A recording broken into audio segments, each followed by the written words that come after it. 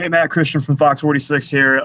How's camp been so far for you, and what's your relationship like so far with Teddy Bridgewater?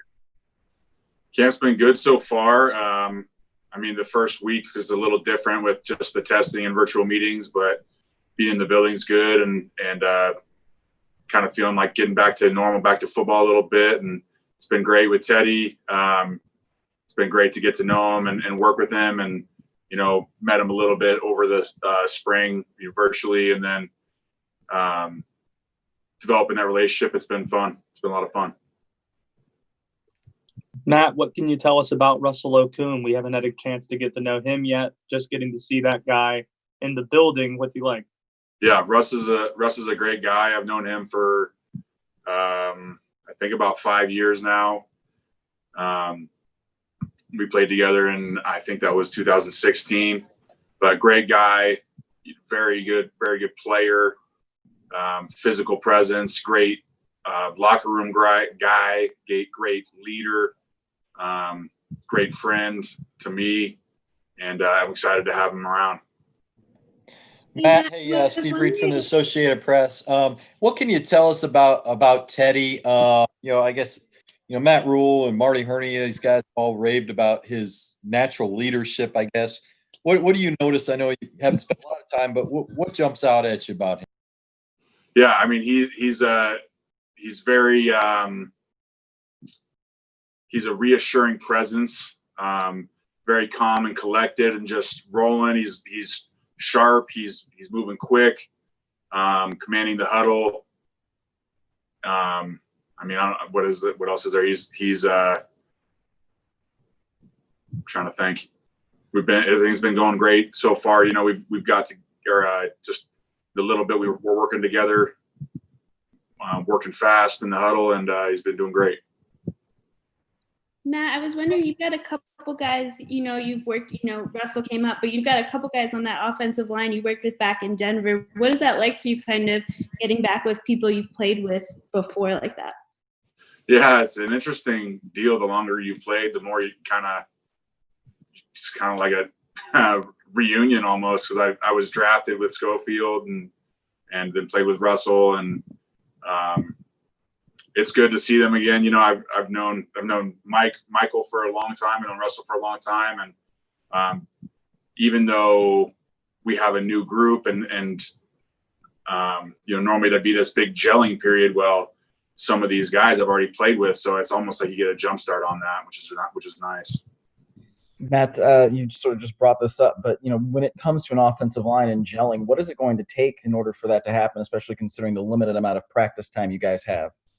Yeah, so like I said, I've played with Michael and Russell in the past, so I feel like we get a jump start there. But to start clear back in virtual meetings, we can't get those practice reps, so it's extra communication. So in every play, Coach Meyer will bring up a play and we'll talk about something, and then we'll jump in, whether it's me and John or me and Dennis or me and whoever will jump in and we're like, hey, this is what I'm thinking here. This is my footwork.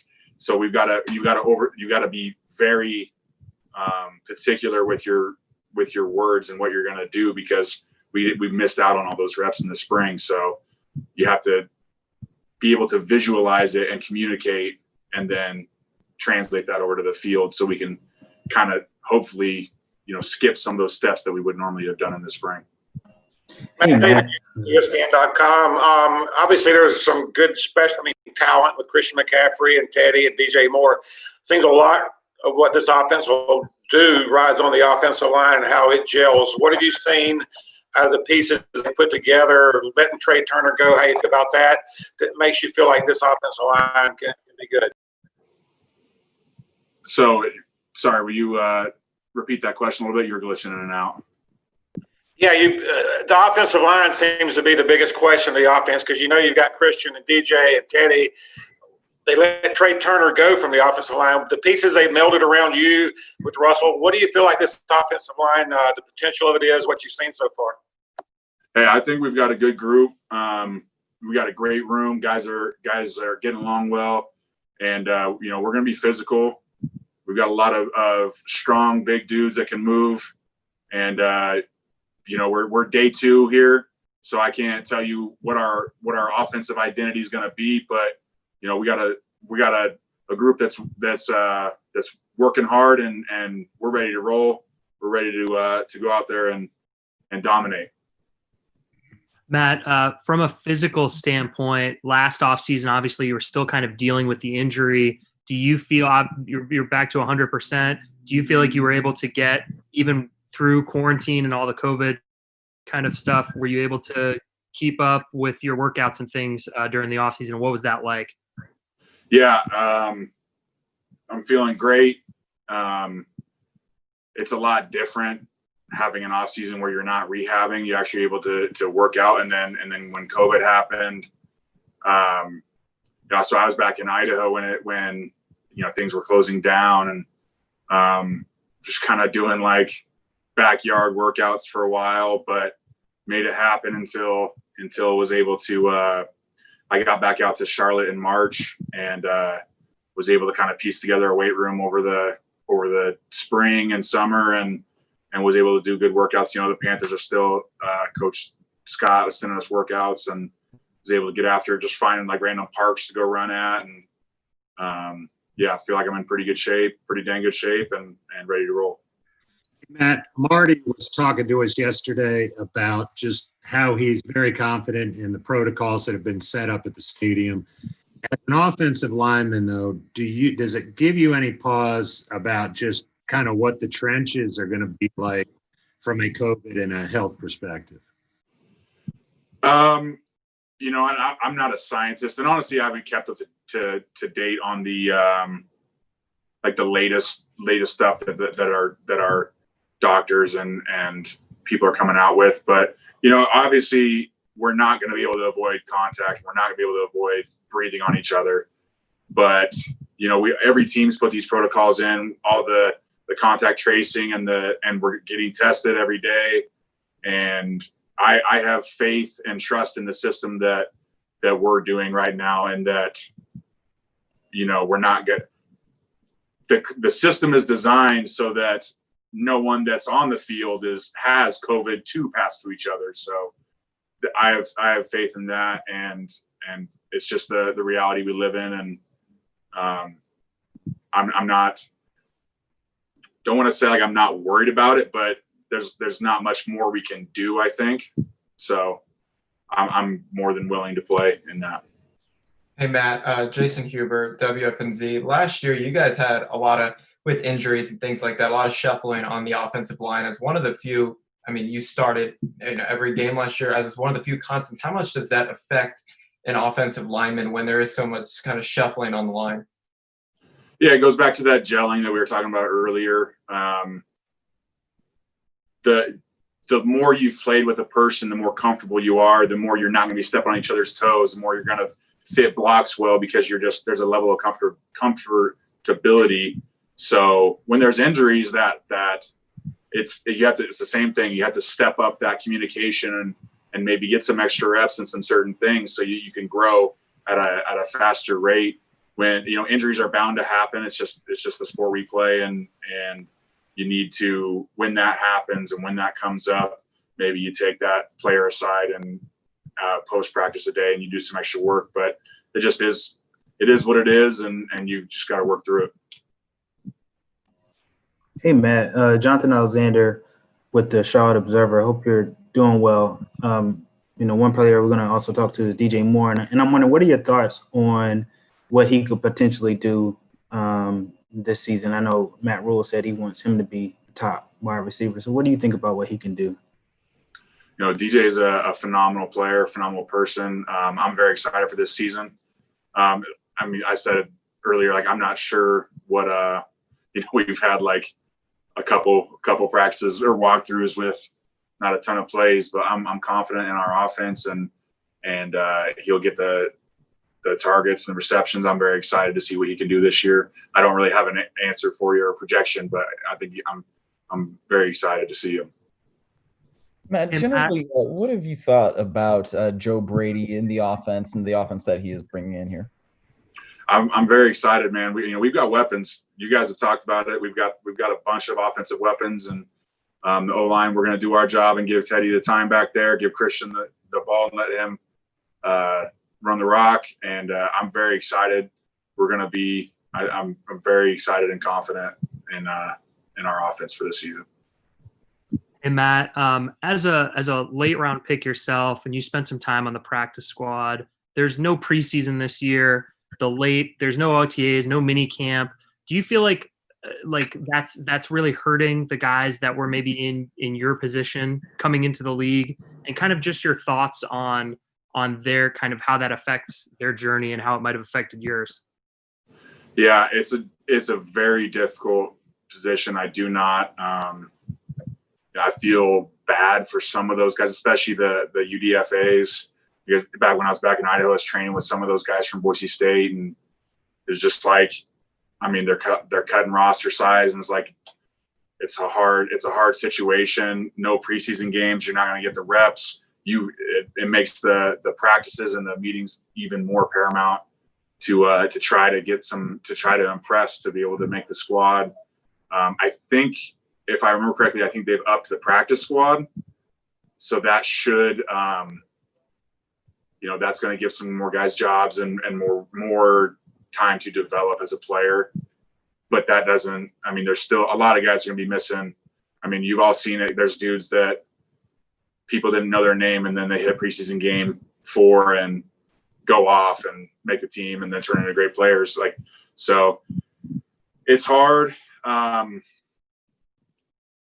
Looking back on my rookie season, I don't know what would have been different. I mean, yeah, it was a long time. It's a long time ago now, it feels like. But I feel for those guys, because they're not going to get the showing that they normally would have in the past.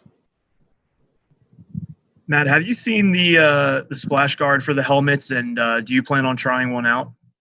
Is that the one that goes in front of the face mask? I have seen those. I mean, I may try one out. I don't plan on wearing it. I have a hard enough time breathing as it is. And I've never really worn a visor either, but guys talk about it limits your breathing and everything. And I don't plan on wearing one. Matt, to kind of follow up on that, I saw a picture yesterday, Teddy wearing a mask in practice. How many players are doing that? What's kind of the feeling amongst players on whether you should do that or not? He was wearing I don't know. I think most guys aren't wearing them for practice. Let's see. I mean, I'm going to go, we're doing the testing.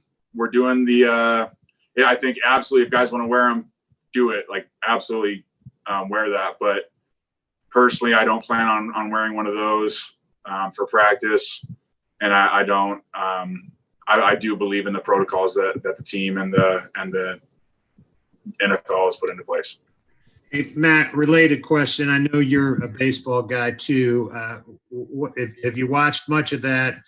And first of all, what do you think about that experience with no fans? And then secondly, does kind of the outbreaks that the Marlins and Cardinals have had, does that give you any pause? And if so, or if not, why do you think the NFL will be different?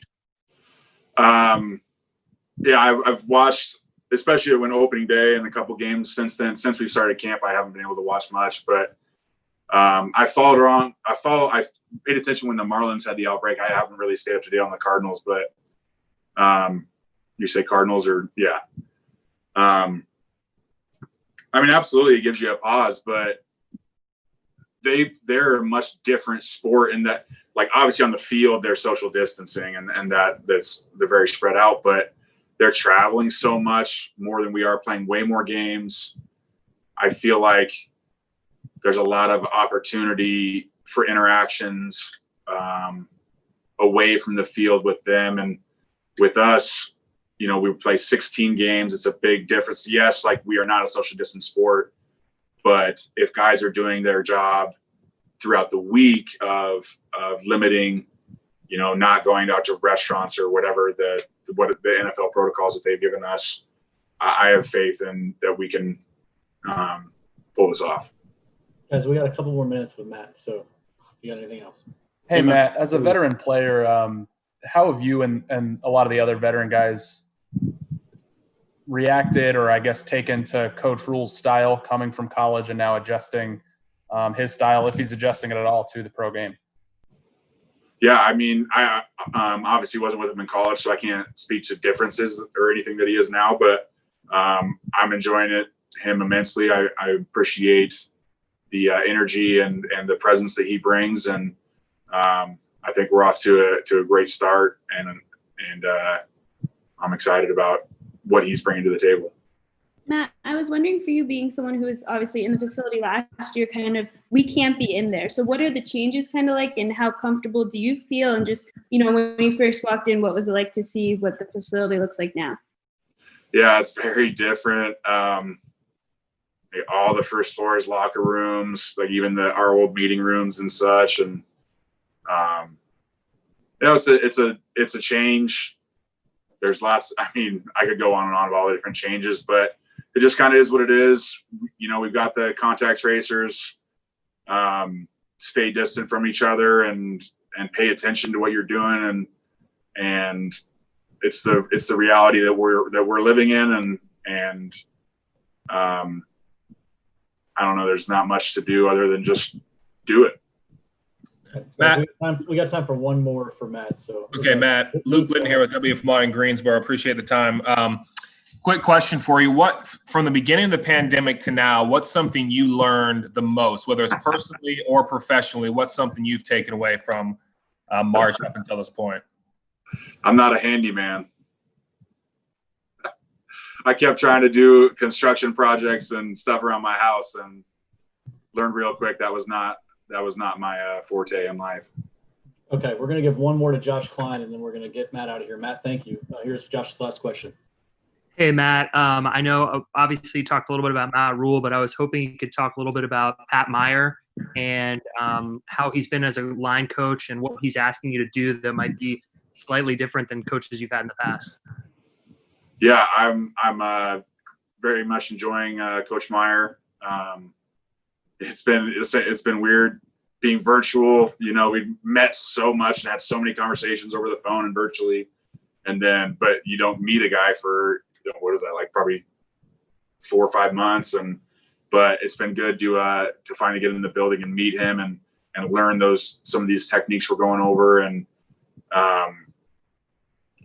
it's every coach has their specific techniques and stuff, and I think it's going to fit us very well at what he teaches, and I'm very excited about it.